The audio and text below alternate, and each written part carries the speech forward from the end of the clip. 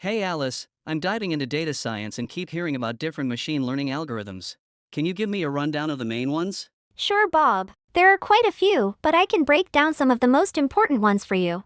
That would be great. Where should we start? Let's begin with linear regression. It's one of the simplest algorithms used for predicting a continuous value based on a linear relationship between the input features and the target variable. Like predicting house prices based on size and location? Exactly. Next, we have logistic regression. Despite its name, it's used for classification tasks, not regression. It predicts the probability of a binary outcome, like whether an email is spam or not. So it's good for yes/no type questions? Right! Moving on, there's decision trees. These models split the data into branches to make predictions. They're easy to understand and interpret. Like a flowchart for decision making? Precisely! Then there's random forest, which is an ensemble of decision trees. It combines the predictions of multiple trees to improve accuracy and reduce overfitting. More trees, better forest? Exactly! Another powerful algorithm is support vector machines, or SVM.